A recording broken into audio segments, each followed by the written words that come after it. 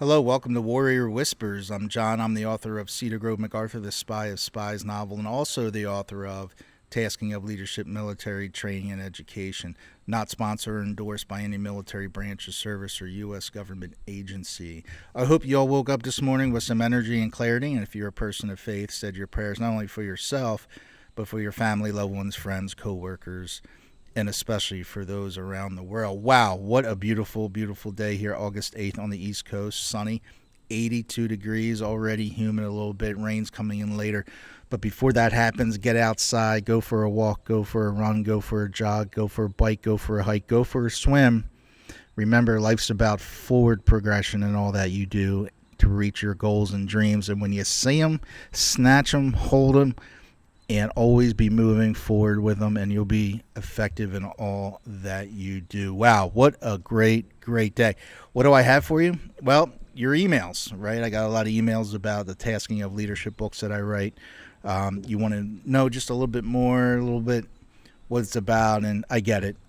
So let's start, right? So the Tasking of Leadership, I love writing these books because it helps all warriors and understanding about leadership, their job role, how to advance, how to be effective in all that they do as a warrior.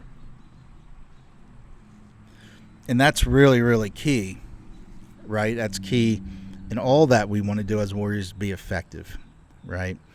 So when I was in the Marine Corps, I told myself I made a commitment with the contract, right, with the Marine Corps.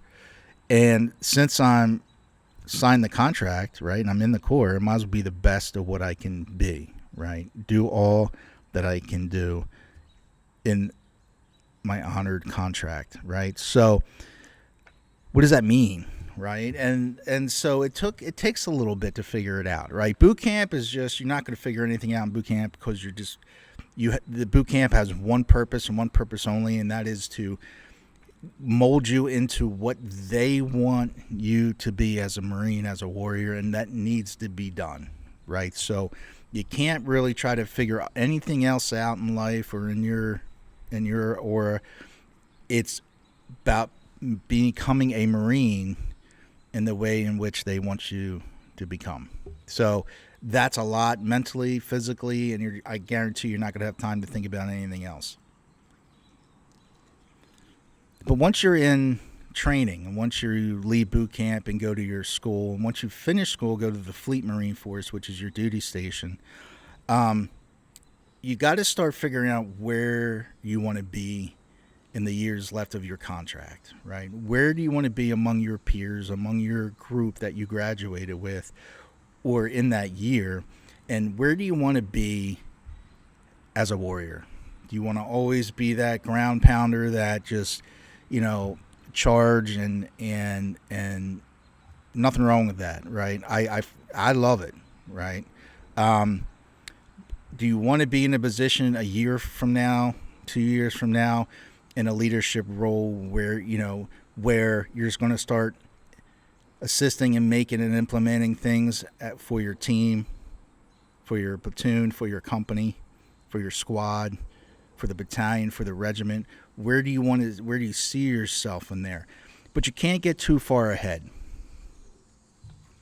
because when you get too far ahead, if you're a private first class and you want to make it to Lance Corporal, you don't want to be thinking of sergeant, staff sergeant area. It's just too overwhelming, and you'll just get lost in the sauce, right? So what you got to do is focus on yourself of becoming better. But to do that, you need to have your eyes and ears open, right? You need to start observing Lance Corporals. You want to start observing the rank which you want to be, right? In that period of 1 or 2 up. So if you're a Lance Corporal, think of Sergeant, that's okay. It's in the same area. If you're a corporal, you want to think of sergeant, staff sergeant. That's fine. Start guiding yourself towards that area. But the only way you're going to be able to do that is by observing and listening to those in that position. Now, when we do that, we might be observing 10 to 15 different corporals, sergeants that are in that role already. But what you got to do is absorb that information, think about what you've seen, what you heard, write it down in your journal, and find out things that work for you in your skill level and master those groupings, okay? What can you do and what can't you do in that role that you're currently in that rank or role? You can be a Lance Corporal and be a squad leader, right? You could be a Lance Corporal, be a team leader. And what I'm saying is if you're thinking of corporal, right, you want to start thinking and observing and listening to corporals from different platoons, from different companies, and see how, and that's why it's important to make connections with different Marines in different companies, Lima Company, Kilo Company, Bravo Company, Alpha Company. See what leaders are doing what, and when you do that and you jot those things down, work on things that you can work on within your rank to make it better, and then a little bit more. Also ask those one rank above you to maybe try leading the squad, leading the team. Ask them for suggestions. And I don't know why Marines don't like asking for suggestions, right? Because it only makes you better, right?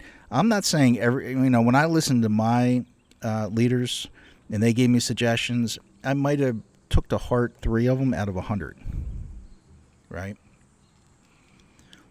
Because they all have their different opinions. They all have their different style, right? And that's their style might not work for you in a position, right? So focus on listening and observing. And Marines are very, very good at both of those, right? That's what we're trained to do, observe and listen, right? Then we calculate, right? We're calculating what's going to work best for us. Marines are always calculating. We calculate in everything that we do. We listen, we observe, we calculate, formulate, execute, right? That's pretty much what we do, right? And if you're good at it, you'll be very effective, right? So we listen, we observe, we calculate, we formulate, and then we execute. You got to get good at that process. If you want to advance in your rank in the Marine Corps, you have to be good at observing, listening, calculate, formulate, and execute. Bottom line. That's how I ran my team, my squad, my platoon at times, is you got to be able to listen, to observe, to calculate, to formulate, to execute. And in that step, now each one has a list of things underneath it, and that's where you got to figure that out. And it doesn't take much effort. It does take a lot of time, right? So that's time management is very important in all that we do in life. It doesn't matter if you're a warrior, you're a college student, whatever it is, work. Time management is essential in all that we do in life because we're against time, right? Life is finite. And time management is something that humans really need to get really, really, really, really good at. Not only to be effective, but to implement things in their life, right? So the longer we procrastinate, which there's no such thing in the Marine Corps, but the longer that anyone procrastinates is less time that we have to calculate, formulate, and execute, right? Which hinders the overall effectiveness of what we do.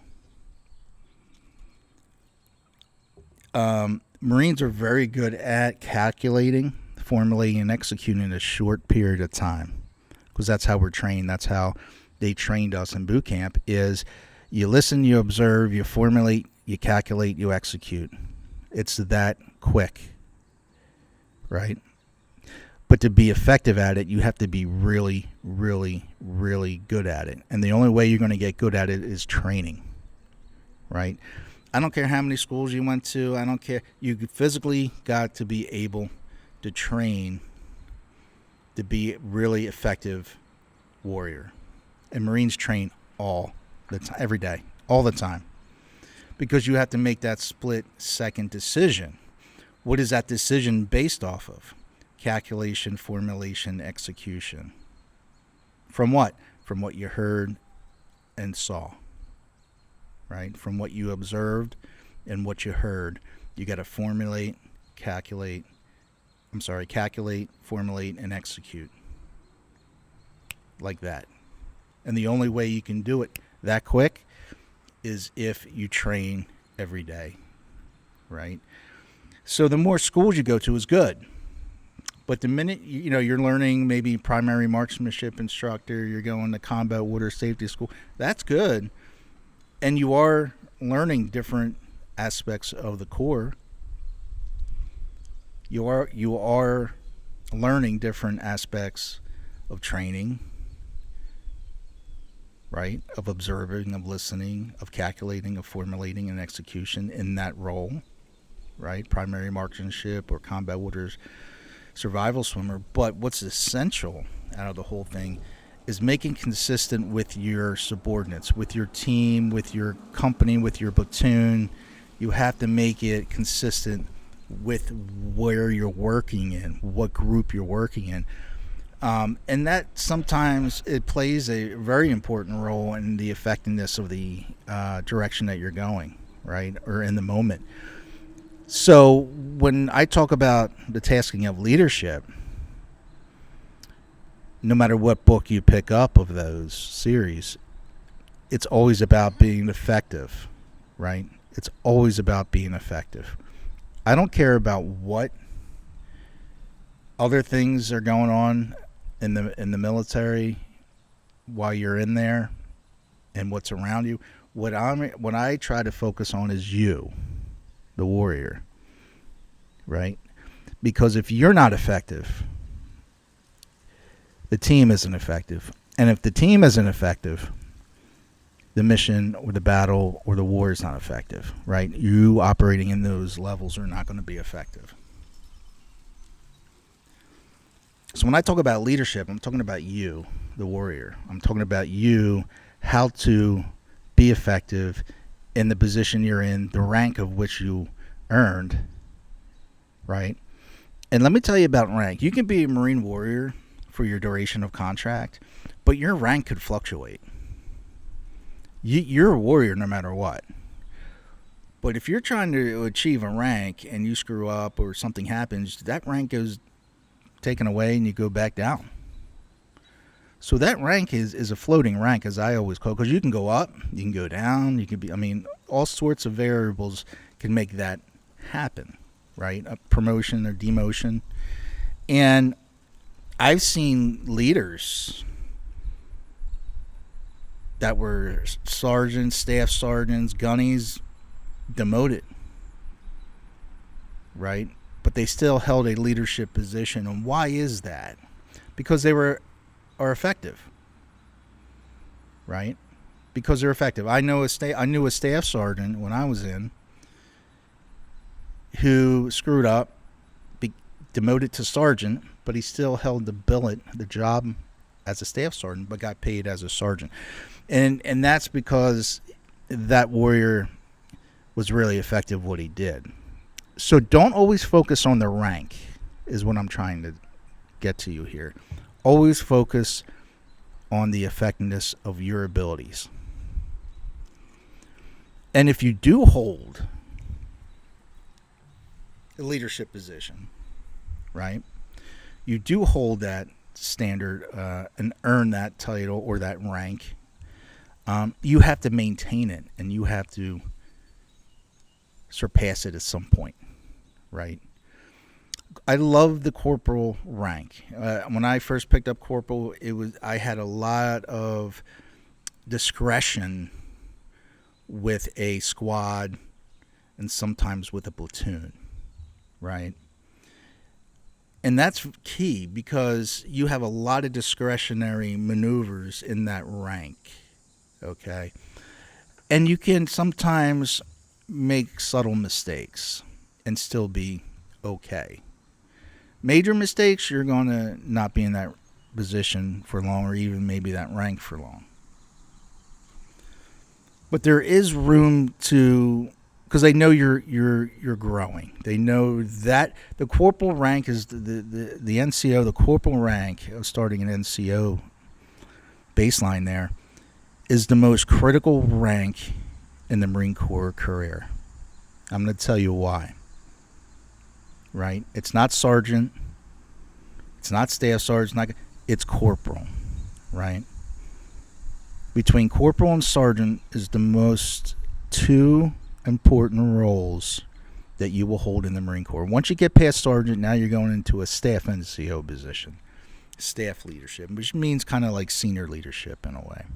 Right? When you get up to those ranks,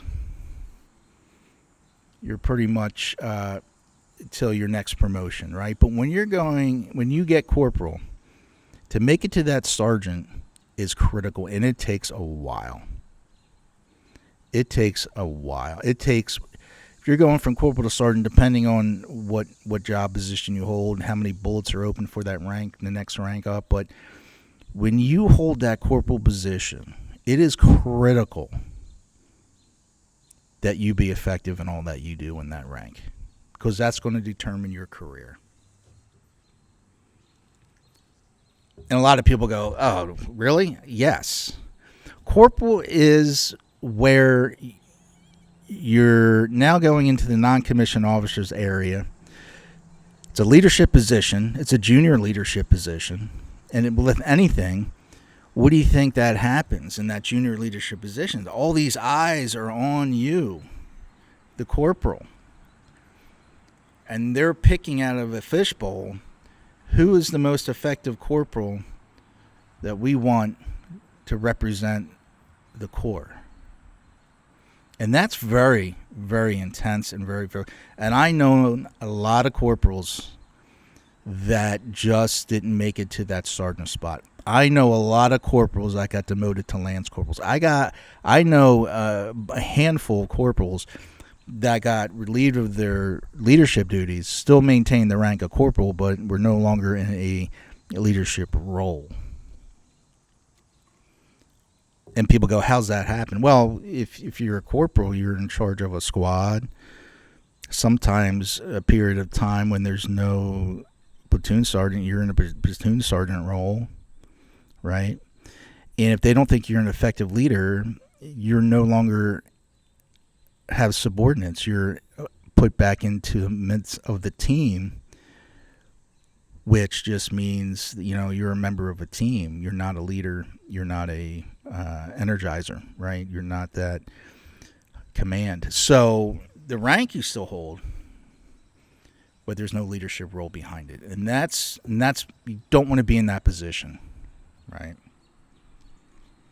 To me, if that happens, you have two options.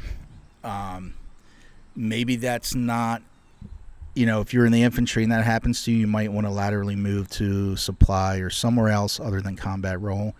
Or maybe, because that's going to follow you, right? And you might want to be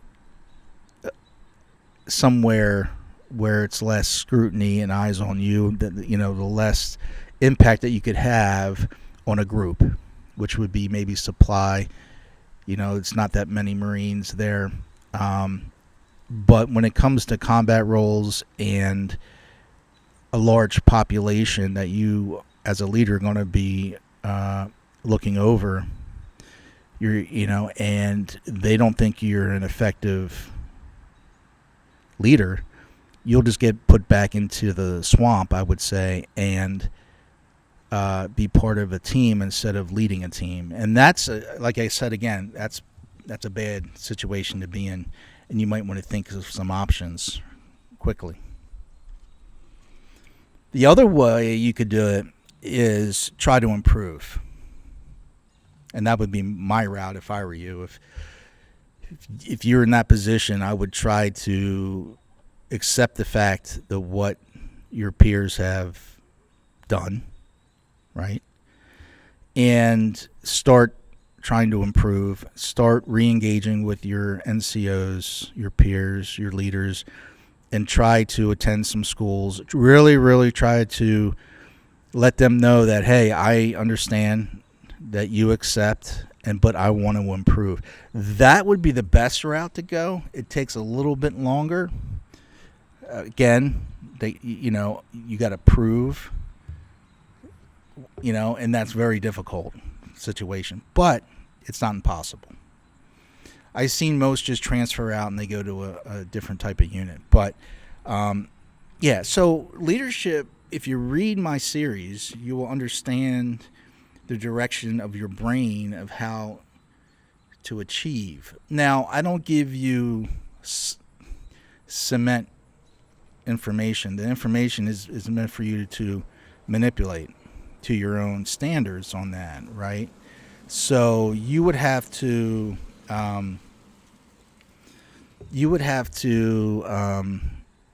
take the information that I gave you in the book and apply them into your way that works for you, right? It will work.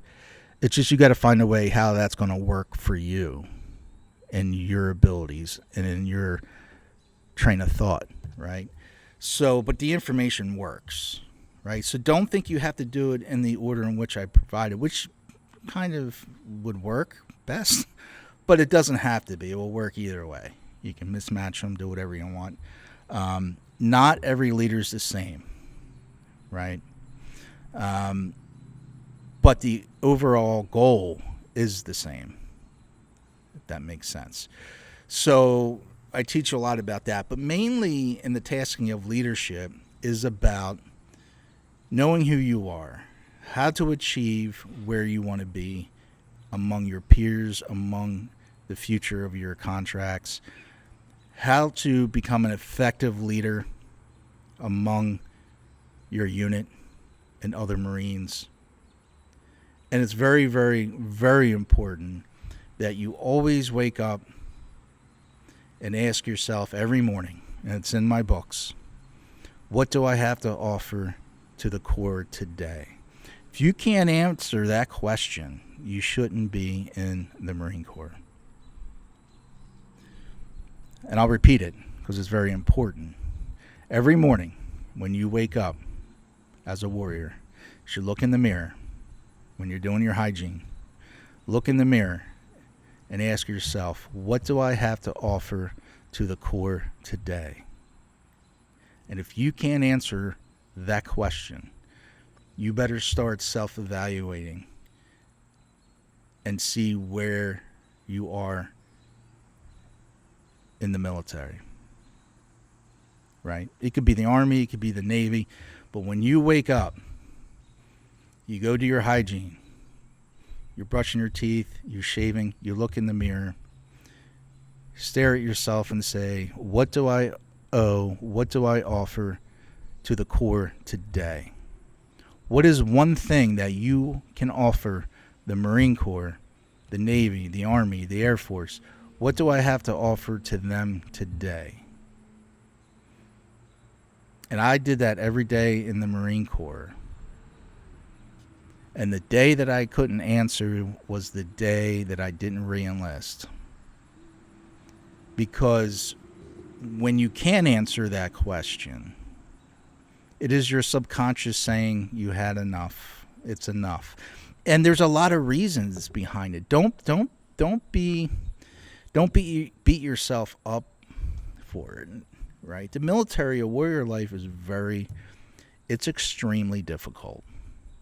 There's challenges, not every day. There's challenges every second of the day, every minute, every hour. Every day there's a challenge that you have to hurdle, more than one. And when you have a contract for 4 years, 6 years at a time, that's a lot of challenges.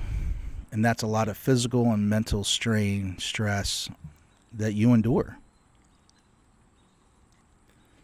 And there's no shame if you can't answer that question. There's no scrutiny. There's no shame. It's just if you can't answer that question, take heed to what you're doing. And if you can't answer that question, talk to a peer, talk to a leader, talk to someone and say, this is how I feel and this is what's going on. There might be other things there that can help you understand it and then progress further. Could be a point in your career to say, I'm done. Either one is okay. You have nothing to prove anymore if you're at that level. You've done more than the average civilian will ever do in their lifetime, right? You served your country. You served it well. You were effective in what you did, right?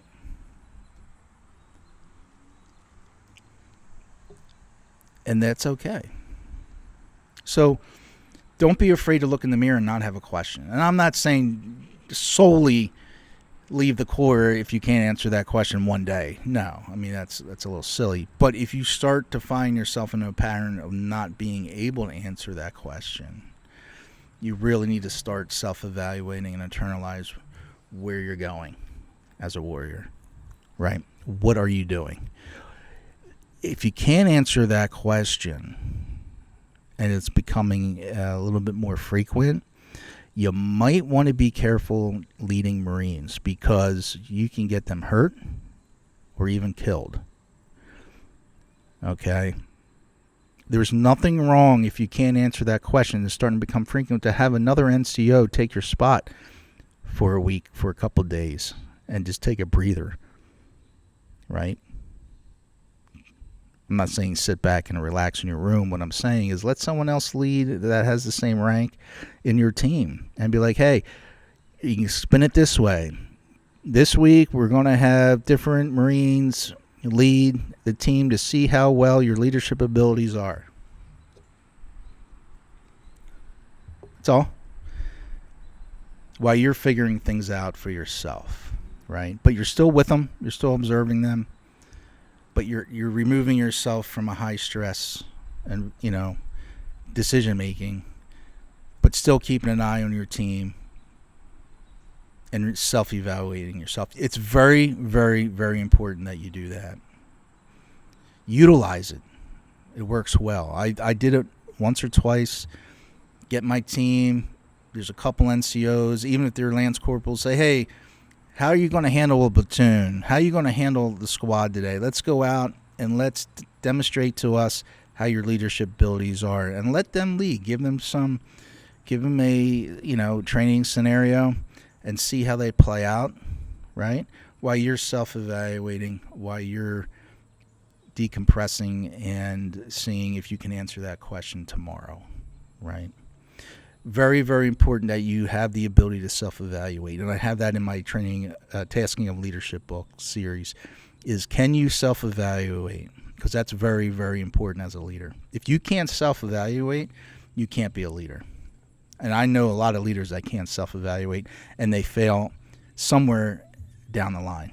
They might be in the position for a year, but not much longer. I can guarantee that.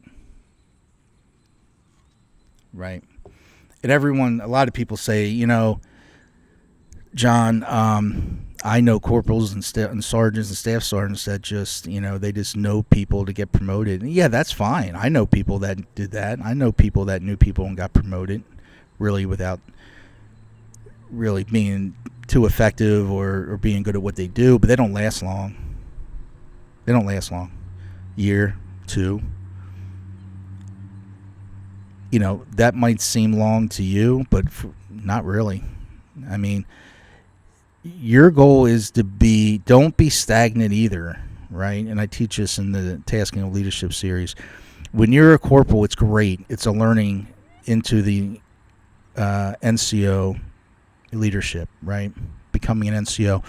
When you're in that junior NCO status, when you're in that corporal status, right? And Lance Corporal status. Learn.